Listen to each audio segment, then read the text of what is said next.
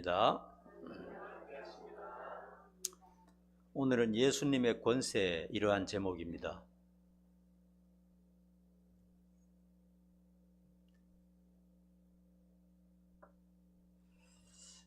예수님께서 세상에 계실 동안은 사람들에게 인정받지 못하시고 오히려 무시당하셨어요.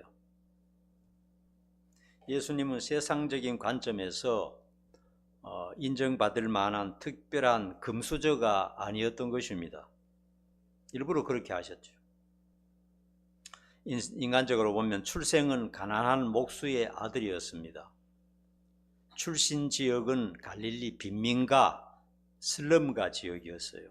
사람이 잘 가지도 않는 그런 지역이었고, 학벌은 전혀 없었고 직업은 목수였습니다. 어릴 때부터. 그러니까 사람들 앞에 내놓을 만한 것, 자랑할 만한 것이 아무것도 없는 그런 모습이었죠. 그리고 또 아버지가 일찍 돌아가시는 바람에 6남매 장남으로 소년 가장으로 가족들을 부양하기도 하셨어요. 30세까지. 아마 그런 것 때문에 예수님의 본격적인 사역이 좀 늦어지지 않았나 하는 생각도 듭니다. 그리고 30세 이후에 이제 본격적인 사역을 시작하셨는데, 그때도 유대인들과 종교인과 정치인들로부터 멸시를 당하셨습니다. 사람들은 예수님의 말씀을 잘 믿지도 않았고, 예수님께서 그 위대한 가르침, 기적을 보여주셨지만은 예수님의 신분이 그렇게 탁월하지 못했기 때문에 늘 무시하고 조롱하는 그런 형편이었습니다. 그들은 예수님이 얼마나 큰 권세를 가지신 분인지 몰랐던 것입니다. 지난주에 우리는 부활절을 지켰습니다. 예수님께서 하나님이신데 영원 전부터 계시는 하나님이셨죠. 그런데 사람이 되시고 매 맞으시고 십자가에 죽으시고 3일 만에 부활하셨습니다. 그렇게 하심으로 예수님께서 만천하에 새로운 왕으로 등극했다 하신 것을 공포하신 것입니다.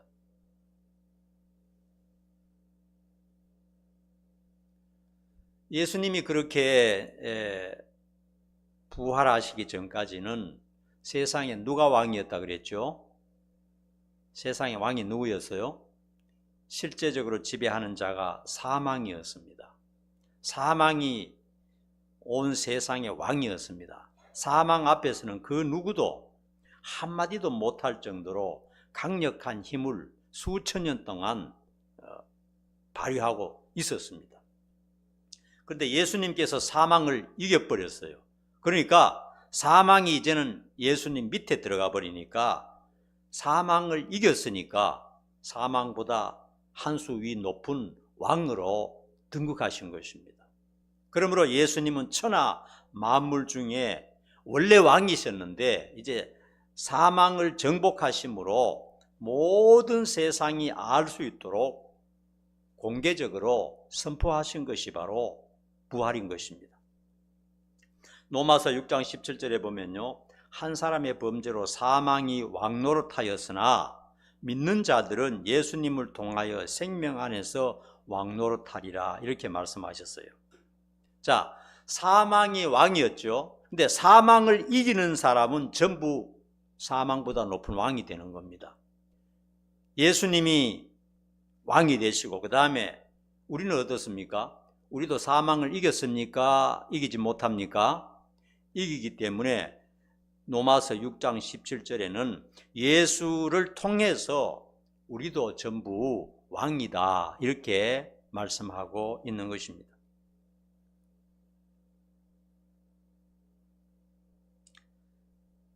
하이델베르그 신조라는 것이 있어요.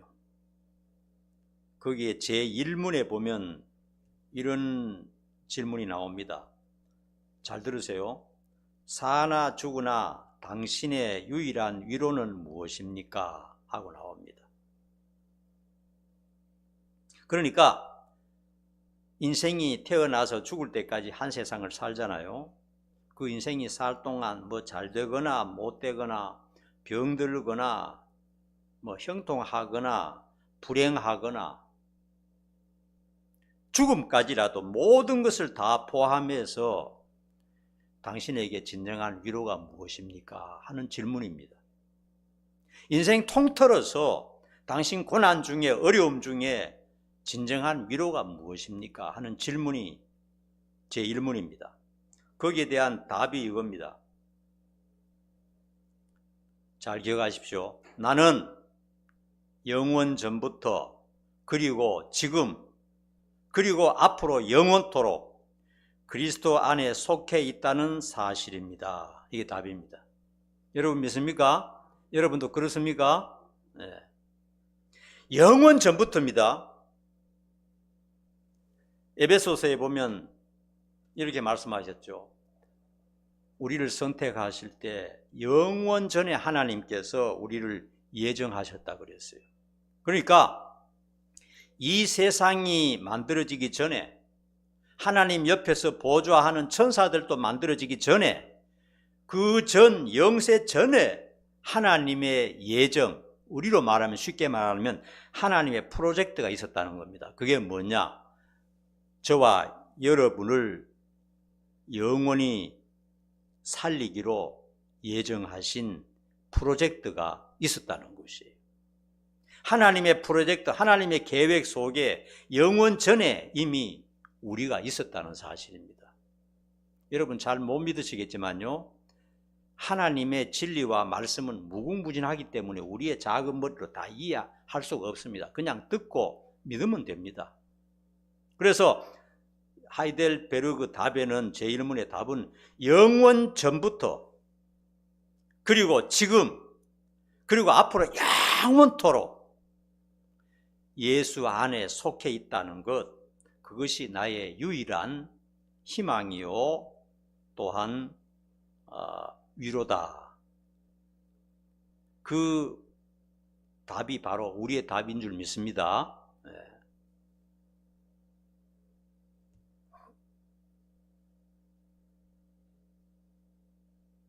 우리가 진정한 신자라면 예수님의 은혜와 사랑만이 유일한 소망이라는 것을 우리는 깊이 묵상해야 합니다. 다른 곳에 소망을 두면 반드시 언젠가 실망하게 됩니다. 다른 곳에 진정한 소망이 없어요. 예수 그리스도만이 진정한 소망입니다. 오늘 예수님을 좀 더 깊이 묵상하고 생각하는 시간이 되었으면 좋겠어요. 위대한 신앙자 존 번연이 있습니다. 철로 역정을 쓴 사람이죠. 그는 인생을 살아오면서 하나님의 진리 가운데서 깊은 깨달음을 가지고 이런 말을 했습니다. 내가 인생을 살면서 죄 짓고 잘못하고 넘어질지라도 나의 의의는 절대로 낮아지지 않는다. 그렇게 말했어요. 무슨 말씀인지 이해하시겠습니까? 인생을 살다 보면 하나님의 뜻대로 살지 못하고 내 참 바르게 살고자 하는 그 의도대로 살지 못하고 죄 짓고 악하게 살고 내 마음대로 사는 것이 있지 않습니까? 그럼에도 존 번연이 깨달은 것은 뭐냐? 죄 짓고 실패하고 넘어진다 할지라도 내가 가진 의의는 결코 낮아지지 않는다 그랬어요. 또 반대로 내가 거룩하게 살고 의롭게 살고 진짜 선행하면서 살고 진짜 바르게 살았다 할지라도 나의 의의는 높아지지 않는다 그랬어요. 그리스도 안에서 나는 언제나 동일하다 이렇게 고백을 했습니다. 맞는 말입니다. 로마서 3장 28절에 보면 사람이 의롭다 하심을 얻는 것은 율법의 행위가 아니라 예수를 믿음으로 가능하게 된다. 그렇게 말씀하셨어요. 사람이 어렵게 되고 참 칭찬을 받을 수 있는 것은 내가 율법을 지켰다거나 내가 어떤 거룩한 행위나 내가 어떤 선량한 사람이나 남을 구제했거나 좋은 일 많이 했기 때문에 의롭다 함을 받는 것이 아니고 누구를 믿음으로? 예수를 믿음으로 그렇게 되기 때문에 좋은 번연의 말은 맞는 말인 것입니다. 나의 의와 나의 구원은 본디 나로부터 나온 게 아니잖아요. 예수님께로부터 나온 것이기 때문에 언제나 동일한 것입니다. 내가 쓰러질 때도 내가 정말 잘했을 때도 동일한 것입니다. 원래 그 의와 그 구원이 예수의 권세로부터 나온 것이지 나에게서 나온 것이 아니기 때문에 하나님께서 나에게 주신 의는 언제나 동일하다 하는 것입니다. 이 사실을 여러분 잘 기억하시기 바랍니다.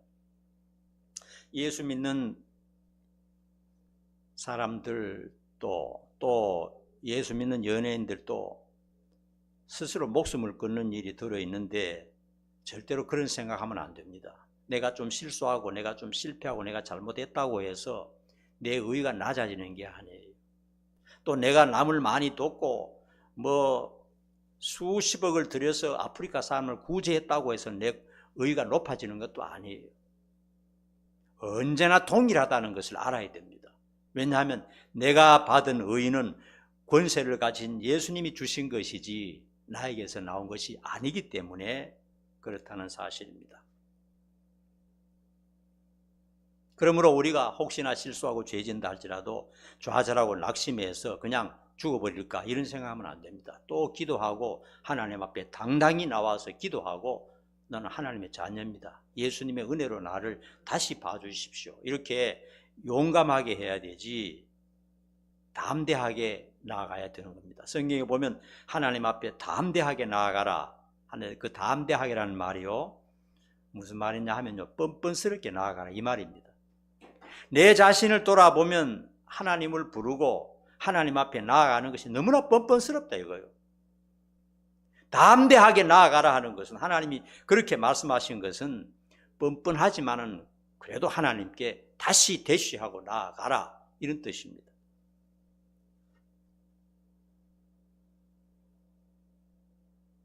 우리가 믿는 주님은 그런 주님이시고, 오늘 주님께서 하신 말씀이 뭐냐 하면요, 자신이 하나님과 동등한 권세를 가지고 있다 하는 것을 분명하게 밝히셨어요. 따라합시다. 하나님은, 다시 예수님은 신이시다. 하나님과 예수님은 동등한 권세가 있다 이거예요. 그렇기 때문에 그분은 하지 못할 것이 없고 그분을 의지했을 때 절대로 망하지 않습니다. 내가 아무리 참 흙탕물에 구른다 할지라도 예수님을 붙들었을 때 절대로 망하지 않습니다. 왜냐하면 그분은 신이시고 못하실 것이 없기 때문에 그런 것입니다. 이러한 주님의 말씀을 믿고 우리가 인정할 때 그 사람이 진정한 신자인 것입니다. 예수 믿고 내가 좀 착한 일 하고 좋은 일 하고 헌금 좀 많이 하고 그러기 때문에 내가 자신감을 가지는 게 아니고 예수의 권세를 믿고 인정하기 때문에 내가 자신감을 가진다 하는 것입니다. 여기까지 살펴봅시다. 하나님과 같은 일을 하신다 이렇게 말씀하셨어요. 19절 20절 한번 보십시다. 하나님과 같은 일을 하신다. 같이 읽습니다. 19절 20절.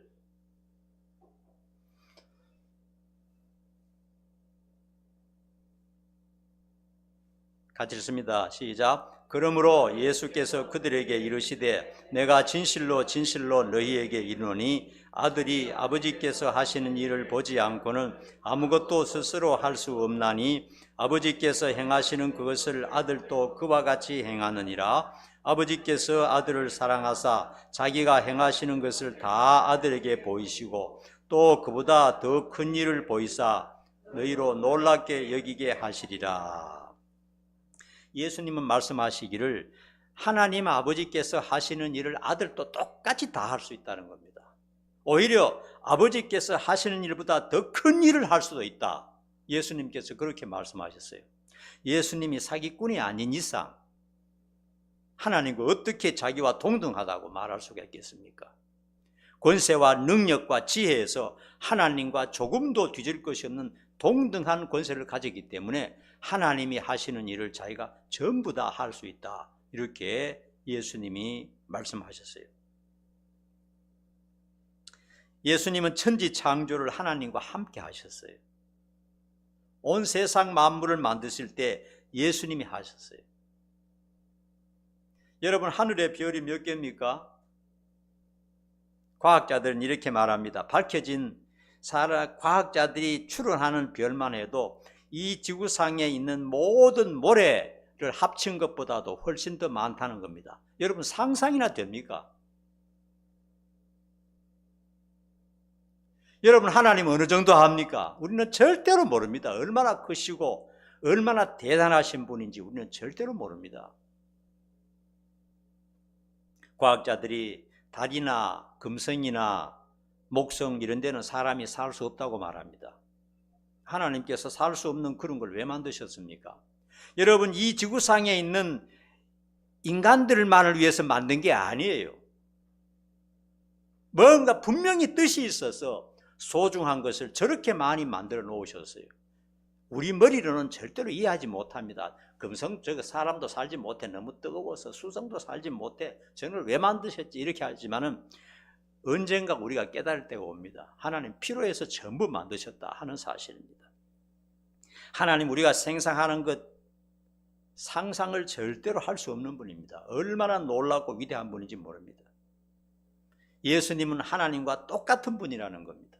천지를 창조하셨고 인간의 죄를 사하시고 죽은 자를 살리시고 영생하시게 하는 고유 권한은 하나님만 하실 수 있는데 바로 예수님께서 그렇게 하신다 하는 사실입니다. 우리는 너무나 유한한 인간입니다. 아무리 살아도 100년 못 살아요. 그것도 중간중간 너무나 아프고 너무나 괴롭고 너무나 우울하고 너무나 슬플 때가 너무나 많아요. 그런데 하나님께서는 우리의 죄를 사하시고 우리를 죽은 곳에서 살리셔서 영생하게 하나님처럼 살 수 있도록 하는 능력을 예수님께서 가지고 계신다는 사실을 깨달으셔야 됩니다. 그러므로 예수님을 굳게 붙잡아야 됩니다. 자기 자신 믿으면 안 돼요. 자기 자신은 내일도 알지 못합니다. 성경에는 분명히 말합니다. 내일 일을 절대로 자랑하지 말라고 그랬어요. 또 내일 일을 걱정도 하지 말라고 그랬어요. 오늘 예수님을 꽉 붙들면 예수님께서 우리를 다 인도하시고 도와주신다 하는 것입니다.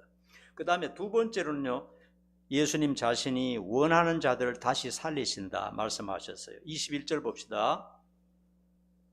21절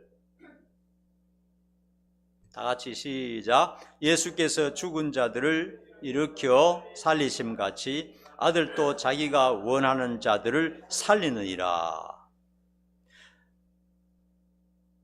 제가 잘못 읽었네요. 아버지께서 죽은 자들을 해야 되는데 제가 잘못 읽었습니다. 하나님께서는 죽은 자들을 살리실 수 있는 능력이 있습니다. 신이기 때문에 못할 게 없어요. 하나님 본래 흙 한 줌을 가지고 사람을 만들었어요. 하나님은 무한한 능력을 가지고 계시는데 또한 죽은 자를 살려내시는 능력이 있는데 예수님도 하나님처럼 자기가 원하는 자들을 전부 살릴 수 있다고 그랬어요. 그러므로 예수님 마음에 들어야 돼요. 왜냐하면 예수님은 자기가 원하는 사람만 살리니까요. 성경에 분명히 나와 있습니다. 지나게나 길 가는 사람 전부 다 살린다는 말은 성경에 절대로 없습니다. 예수님이 원하셔야 살려내시는 겁니다. 성경에서 여러분 특별히 많이 쓰이는 말씀이 뭐냐면요, 죽음에서 다시 살리신다 하는 말씀입니다. 성경에서 굉장히 많이 나오는 말이에요. 부활절을 지나면서 더 많이 나오죠. 죽음에서 살려낸다 하는 것이 기독교의 핵심 진리고 예수님께서 그렇게 하신다는 것입니다. 이것은 세상에서는 사용하지 않는 말이고 세상적인 학문이나 철학에는 없는 얘기입니다. 예수님께서는 원하는 자들을 죽음에서 살리시고 영생을 주시는 그런 분이라는 겁니다. 이건 바로 하나님의 영역을 말하는 것이죠.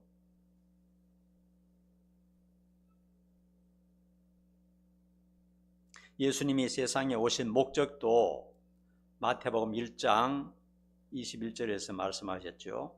자기의 백성의 죄를 해결하시고 살려주시기 위해서 오셨다 하고 분명히 말씀하셨어요. 그러면 주님께서 원하는 자들이 누구입니까? 주님께서 기뻐하시고 원하는 자들이 누구예요? 주님을 전적으로 믿고 의지하고 기대하고 구세주로 영접하는 자들이 바로 주님께서 기뻐하시고 원하는 자들입니다. 예수님 당신 없으면 나는 인간도 아닙니다. 아무것도 아닙니다. 하니까 예수님이 그 사람 붙들어 주는 겁니다. 난 이것도 있고 저것도 있고 뭐 다른 신도 있고 괜찮습니다 하는 사람 예수님이 안 붙들어 주세요. 예수님이 없으면 정말 아무것도 아닙니다. 배설물보다 못합니다. 예수님 저를 좀 돌봐 주십시오 하는 사람을 주님께서 끝까지 붙드시고 사랑하십니다. 그리고 예수님은 모든 인생을 심판하신다고 그랬어요. 22절 같이 읽겠습니다. 시작. 아버지께서 아무도 심판하지 아니하시고 심판을 다 아들에게 맡기셨으니. 심판의 정권을 하나님께서 누구에게 맡기셨다고요? 예수님에게 넘겨주셨다는 겁니다. 모든 인생은 전부 다 예수님 앞에서 심판을 받아야 돼요. 한 번 죽는 것은 모든 인류에게 정해진 법칙입니다. 누구도 벗어날 수 없는 것이죠. 그것까지는 누구나 다 아는 상식입니다. 그런데 사람들은 죽은 다음에 대해서 의견이 분분합니다. 주로 세 가지로 의견이 나타나는 것 같아요.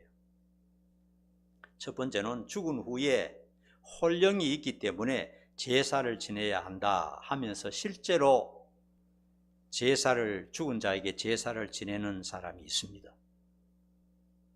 유교도 그렇고 우리나라에도 그렇죠. 죽은 사람 앞에 이제 음식을 차려놓고 제사를 지냅니다. 그것은 왜 그렇습니까?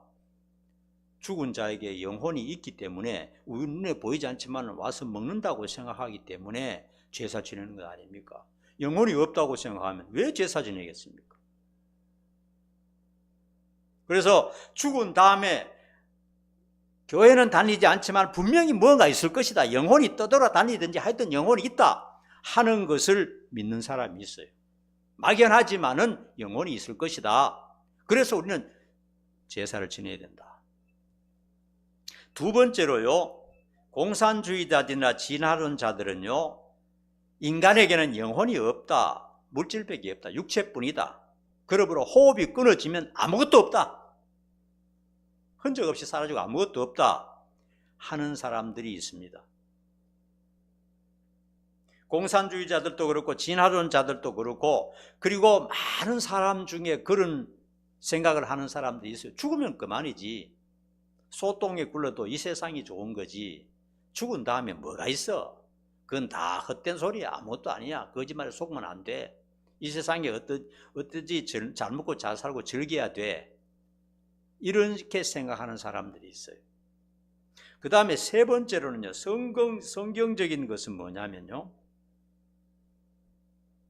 죽음이 절대로 끝이 아니다.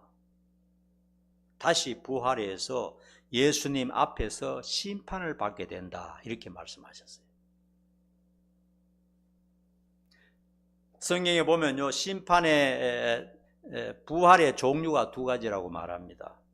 하나는 심판의 부활이 있습니다. 여러분, 죽은 자는요, 믿는 자나 믿지 않는 자나 다 부활합니까? 부활 안 합니까? 전부 다 부활합니다. 이 세상에 살았던 사람은 전부 다 부활하게 되어 있어요. 믿는 사람이나 믿지 않는 사람이나 우상숭배자들이나 죄 지은 자나 누구든지 전부 다 부활합니다. 죽었던 사람 전부 살아나요. 이게 성경적인 말씀입니다. 그래서 두 가지 종류입니다. 하나는 심판받기 위해서 부활하는 사람이 있습니다. 또 한 종류는 어떤 부활입니까? 생명의 부활이라고 그랬어요. 생명의 부활. 부활은 하는데 두 가지 종류로 부활한다는 겁니다. 심판의 부활과 생명의 부활로 부활하는데 예수님께서는 모든 인생에 대해서 전부 다 심판하게 되어 있습니다. 그 사람이 태어나서부터 죽는 날까지의 모든 행적에 대해서 전부 다 심판합니다. 옛날에 제가 주일학교 때, 초등학교 때, 교회 다닐 때 하나님께서는 우리가 하는 모든 일을 다 알고 계신다 하는 선생님의 말을 이해가 잘 안 되었어요. 어떻게 다 아시지? 사람이 한 사람 두 사람도 아니잖아요. 수십억 수백인데 어떻게 다 기억하고 계시지? 근데 지금은 좀 이해할 것 같아요.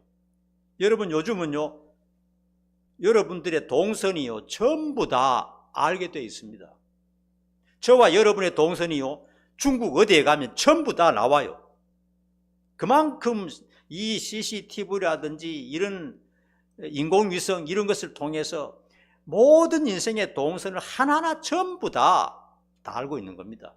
옛날에는 죄 지으면요 붙잡히지 않고 완전 범죄가 많았어요. 그런데 지금은 죄 짓건 절대로 완전 범죄가 없습니다. 전부 어디서든 잡힙니다. 왜냐하면 인공위성이 수백 개가 떠돌아다니잖아요.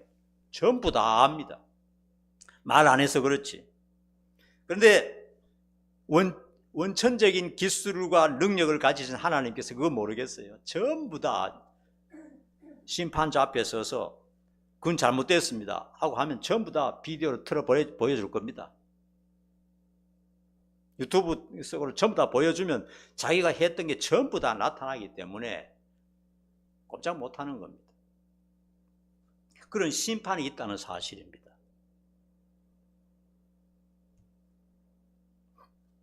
그 다음 예수님을 공경하는 것은 곧 하나님을 공경하는 것이다. 23절 읽읍시다.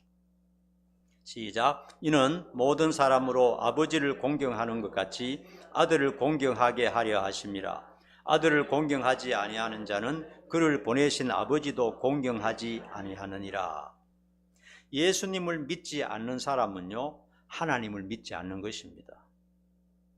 예수님을 공경하지 않는 사람은요 하나님을 공경하지 않는 것이라고 말합니다. 예수님 없는 하나님은 가짜입니다. 예수님을 통하지 않고는 절대로 하나님을 만날 수가 없다는 것이에요. 무슬림에서는요 예수를 안 믿어요. 예수님을 적으로 생각하는데 무슬림에서는 알라와 무함마드를 신으로 숭배합니다. 그들이 말하는 알라는 우리말로 하면 하나님이죠. 그러므로 그들은 예수님을 통하지 않는 하나님을 말하기 때문에 우상숭배자들입니다.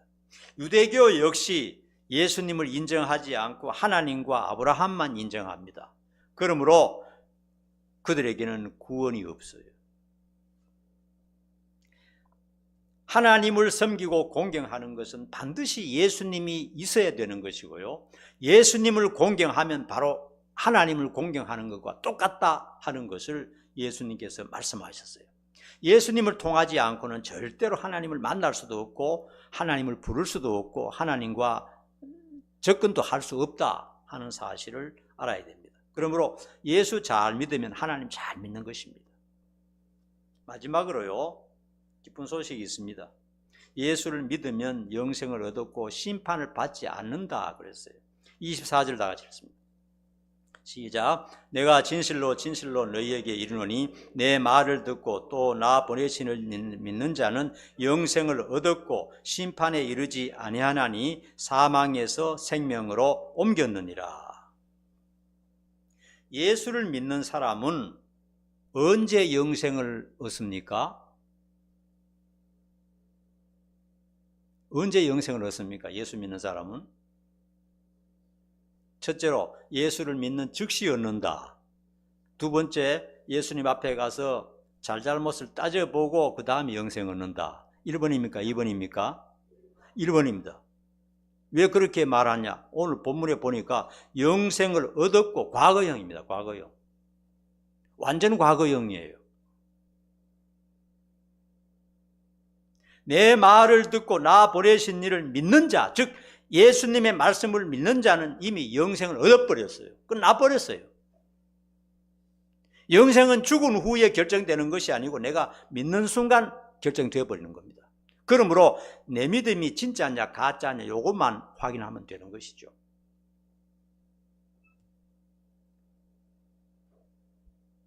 그리고 심판이 있습니까? 없습니까?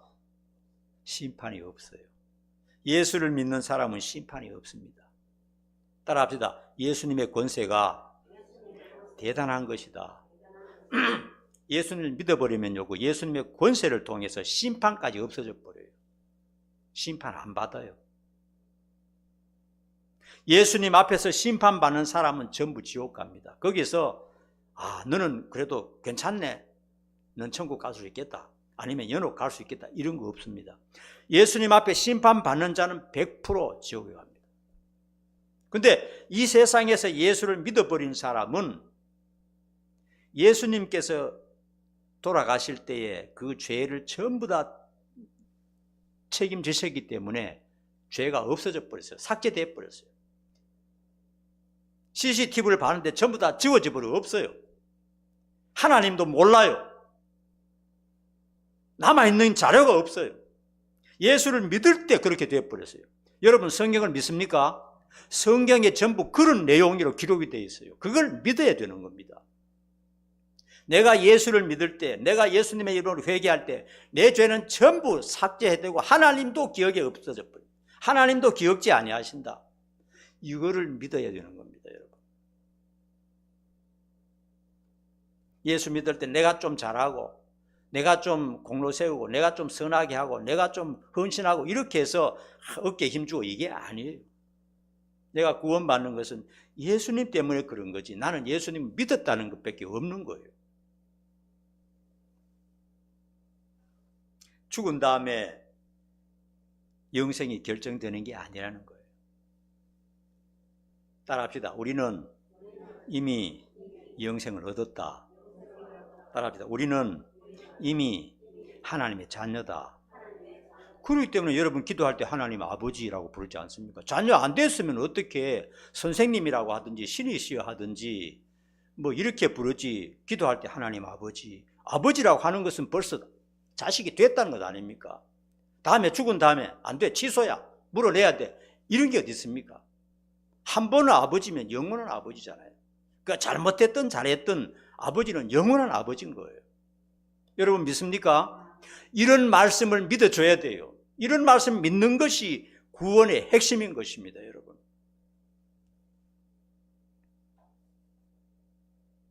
예수님께서 믿는 자의 죄를 대신 지시고 심판을 이미 당하셨습니다. 여러분 알잖아요. 일사부재리의 원칙을 아시잖아요. 한 범죄는 한 번밖에 처벌할 수 없는 것이 일사부재리의 원칙입니다. 그 경찰들과 판사들이 잘못해서 강압에 의해서 죄 없는 사람이 벌을 받았다 할지라도 진범이 잡혔을 때 다시 벌 줄 수가 없어요. 왜냐하면 그 벌은 처리가 되어버렸어요. 여러분 믿습니까? 진범이 잡혀도 그 사람을 다시 벌 줄 수가 없어요. 그게 일사부재리의 원칙입니다. 한 범죄는 한 번의 벌을 받음으로 끝나는 것입니다. 여러분 우리 인생의 죄를 예수님께서 대신 심판받으시고 벌을 받으셨어요. 사형 당하셨어요. 그 사실을 믿습니까? 그것을 믿을 때 우리의 죄가 예수님께로 전부 전가가 되는 것입니다.